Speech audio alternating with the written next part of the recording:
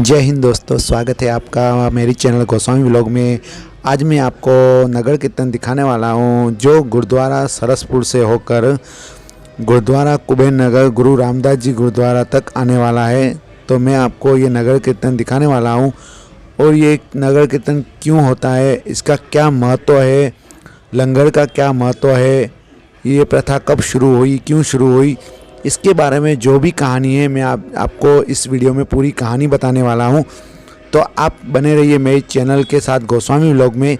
Channel को आप subscribe करें और वीडियो ग्रुप में आगे शेयर करें। ठीक है दोस्तों। गुरु तेग बहादुर का जन्म 1 अप्रैल 1621 को अमृतसर में हुआ था और जन्म के समय उनका नाम त्यागमल रखा गया था। उनके माता पिता गुरु हरगोबिंद और माता नानकी थे। गुरु हरगोबिंद सिखों के छठे गुरु थे। एक बच्चे के रूप में गुरु तेग बहादुर को मार्शल आर्ट, तलवारबाजी और घुड़सवारी का प्रशिक्षण दिया गया था, लेकिन विभिन्न लड़ाइयों में अपने पिता के साथ एक सक्षम सेनानी होने के बावजूद उन्होंने त्याग और ध्यान का मार्ग चुना। उनका विवाह 1633 में गुजरी से हुआ था। 1656 में वे बकाला गांव चले गए, जहां तेग बहादुर बहुत समय चिंतन और प्रार्थना में बिताते थे। तेग बहादुर के पिता ने उन्हें अपने उत्तराधिकारी के रूप में नहीं चुना था, क्योंकि उन्हें लगता था कि उस समय सिखों को एक सांसारिक नेता की जरूरत थी और उनके बेटे ने त्याग का मार्ग चुना था।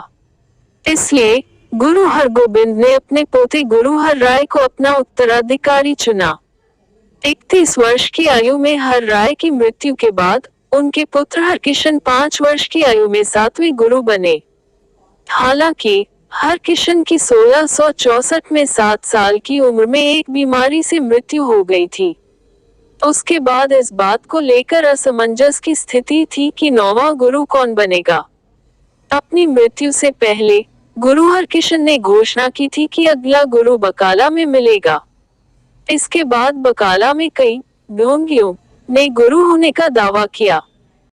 सिख परंपरा के अनुसार एक धनी व्यापारी बाबा माखन शाह लबाना की कहानी के माध्यम से गुरु तेग बहादुर को वास्तविक गुरु के रूप में पुष्टि की गई थी। लबाना ने एक बार सिख गुरु को 500 सोने के सिक्के भेंट किए थे अगर उनकी जान बच गई थी। वह बकाला पहुंचे और 9वें गुरु होने का दावा करने वाले प्रत्येक व्यक्ति को 2 सोने के सिक्के भेंट किए। उन सभी ने 2 सोने के सिक्के स्वीकार कर लिए। जब तेग बहादुर को 2 सोने के सिक्के दिए गए तो उन्होंने कहा कि लबाना द्वारा मूल रूप से प्रार्थना और वादा किए जाने के बाद यह कम हो गया। इसने लबाना को आश्वस्त किया कि वह वास्तव में सिख गुरु थे और उन्होंने इसे दुनिया के सामने सार्वजनिक कर दिया। तदनुसार अगस्त 1664 में गुरु तेग बहादुर को सिखों के 9वें गुरु का अभिषेक किया गया था। गुरु तेग बहादुर ने गुरु नानक के वचन का प्रचार करते हुए उत्तरी भारत और असम और ढाका में कई स्थानों का दौरा किया। उन्होंने सामुदायिक जल कुएं और लंगर, गरीबों और भूखों के लिए सामुदायिक रसोई शुरू किए। 1668 में असम में वह होम के राजा और अंबर के राजा राम सिंह के बीच एक संधि का प्रचार करने में सक्षम था, जिसे औरंगजेब ने वहां भेजा था। 1672 में उन्होंने कश्मीर का दौरा किया, जहां उन्होंने गैर मुस्लिमों के उत्पीड़न को देखा। गुरु तेग बहादुर ने कई भजनों की रचना की, जिन्हें गुरु ग्रंथ साहिब में जोड़ा गया। उन्होंने श्लोक, 116 शब्द और 15 राग लिखे। उन्होंने 1665 में पंजाब में आनंदपुर साहिब शहर की स्थापना की। गुरु ने बड़ी संख्या में भक्तों और अनुयायियों को आकर्षित किया। ऐसा कहा जाता है कि इसने मुगल बादशाह को व्यथित कर दिया था। यह भी कहा जाता है कि सताए गए कश्मीरी पंडितों को सुरक्षा के गुरु के वादे के कारण भी उन्हें सम्राट द्वारा दिल्ली बुलाया गया था। जिस समय सिख धर्म बल प्राप्त कर रहा था, औरंगजेब कई स्थानों पर धार्मिक भेदभाव और उत्पीड़न की नीति का पालन कर रहा था। दिल्ली पहुंचने पर तेग बहादुर को बादशाह के सामने लाया गया। 24 नवंबर 1675 को दिल्ली के चांदनी चौक में मुगल सम्राट के अधिकार को स्वीकार करने से इनकार करने के लिए औरंगजेब के आदेश पर गुरु का सार्वजनिक रूप से सिर कलम कर दिया गया था। गुरुद्वारा सीसगंज साहिब 1783 में उस स्थान पर बनाया गया था जहां उनका सिर काटा गया था। उनके युवा पुत्र गोबिंद, जो केवल 9 वर्ष के थे जब उनके पिता की मृत्यु हो गई, 10वें और अंतिम सिख गुरु बने। पिता की निर्मम हत्या का प्रभाव उन पर अवश्य ही गहरा रहा होगा। गुरु गोबिंद सिंह खालसा के संस्थापक बने और मुगलों के अधिकार को चुनौती दी। शहीदी प्राप्त करने से कुछ समय पहले गुरु तेग बहादुर जी ने अपने परिवार को जीवन का उद्देश्य बताते हुए एक पत्र लिखा था। यह लेखन अब सलोक महला 9 के रूप में जाना जाता है और श्री गुरु ग्रंथ साहिब जी के बिल्कुल अंत में है। गुरु जी की शहीदी सलोक महला 9 से तुक के समानांतर है। गुरु ग्रंथ साहिब को फूलों की पालकी से सजे वाहन पर सुशोभित करके कीर्तन विभिन्न जगहों से होता हुआ गुरुद्वारा पहुंचता है। प्रकाश उत्सव के उपलक्ष्य में प्रभात फेरी निकाली जाती है, जिसमें भारी संख्या में संगत भाग लेते हैं।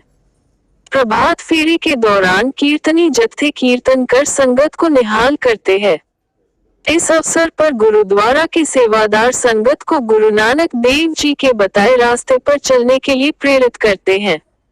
कहते हैं कि श्री गुरु नानक देव महाराज महान युग पुरुष थे।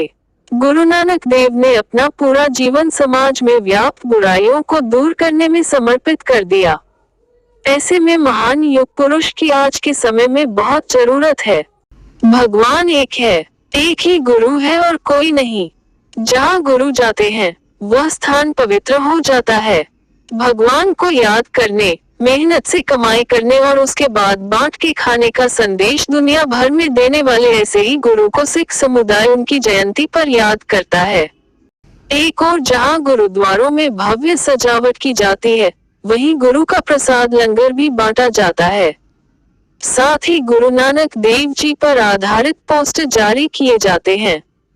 अपनी परंपरानुसार प्रभात फेरी में शामिल स्त्री पुरुष सफेद वस्त्र एवं केसरिया चुन्नी धारण कर गुरुवाणी का गायन करते हुए चलते हैं। सभी जत्थों का जगह जगह पर हार फूल से स्वागत किया जाता है। शाम को दीवान सजाकर शबद कीर्तन का कार्यक्रम भी किया जाता है। प्रकाश पर्व सिख समुदाय का सबसे बड़ा पर्व है। यह पर्व समाज के हर व्यक्ति को साथ में रहने, खाने और मेहनत से कमाई करने का संदेश देता है। नगर कीर्तन का महत्व एक तरह से खुशी को बांटना और अपनी परंपरा का प्रचार प्रसार करना है। महासचिव अजीत सिंह बंसल ने कहा कि 1 महीने तक ये पर्व चलता है, जिसके तहत श्रद्धालु अपने अपने तरीके से नगर कीर्तन निकालते हैं, लेकिन पर्व एक ही दिन सभी गुरुद्वारों में एक साथ मनाया जाता है। आदि गुरु नानक देव जी ने लगभग 15वीं शताब्दी में लंगर की शुरुआत की थी। गुरु नानक जहाँ भी गए जमीन पर बैठकर ही भोजन करते थे। ऊंच नीच, जात पात और अंधविश्वास को समाप्त करने के लिए सभी लोगों के एक साथ बैठकर भोजन करने की परंपरा शुरू की। तीसरे गुरु अमरदास जी ने लंगर की इस परंपरा को आगे बढ़ाया। क्या होता है लंगर? लंगर में विभिन्न जातियों के लोग, छोटे बड़े सब एक ही स्थान पर बैठकर भोजन करते हैं। पूरी दुनिया में जहाँ भी सिख बसे हुए हैं, उन्होंने इस लंगर प्रथा को कायम रखा है। सिख समुदाय में खुशी के मौकों के अलावा त्योहार, गुरु पर्व, मेले व शुभ अवसरों पर लंगर आयोजित किया जाता है। इसके अलावा गुरुद्वारों में भी नियमित लंगर होता है। लंगर तैयार करने की विधि बहुत ही सरल और पवित्र होती है। जहाँ पर भी लंगर लगाना हो, वहाँ पर अस्थायी चूल्हा बनाकर उसके इर्द गिर्द मिट्टी का लेप कर दिया जाता है। इसमें स्वयंसेवकों, खास तौर पर महिलाओं की भूमिका काफी सराहनीय रहती है। सभी लोग मिलजुल कर सामूहिक रूप से आटा गूंथना, सब्जी काटना, रोटी दाल पकाना जैसे काम करते हैं। हालांकि अब इन सब कामों के लिए आधुनिक भट्टियों और मशीनों का इस्तेमाल भी होने लगा है।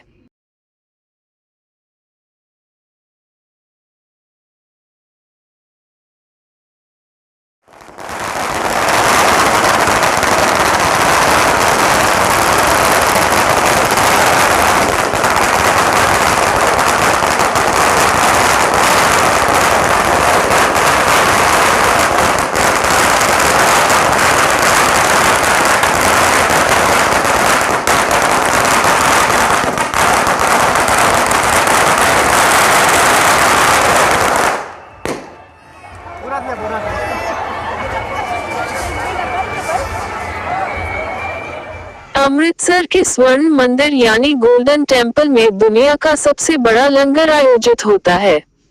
यहाँ के किचन में रोज हजारों लोगों के लिए खाना बनता है। इस जगह पर अमीर गरीब, छोटे बड़े, ऊंच नीच का कोई भेदभाव नहीं है। खास मौकों पर इस किचन में 2 लाख रोटियां तक बनती हैं।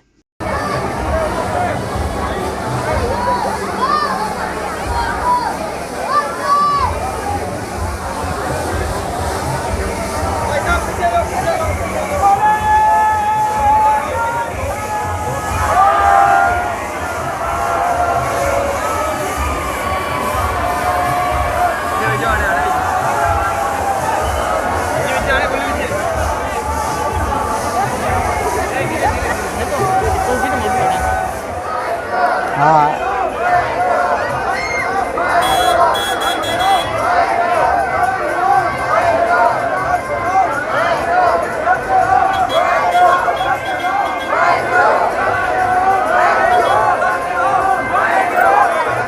हाँ विजय ओ तेरी गाड़ी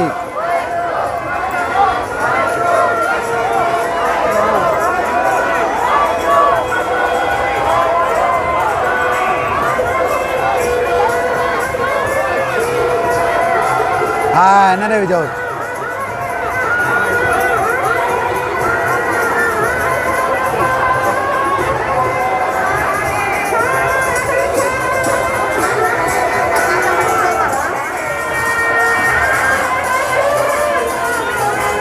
એનો ક્લિયરિટી કેટલી જોરદાર હતો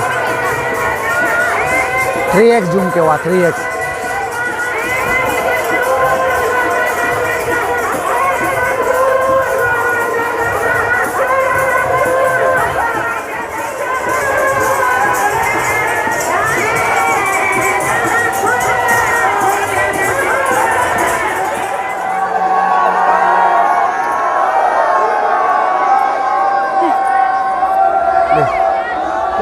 જાઓ જાઓ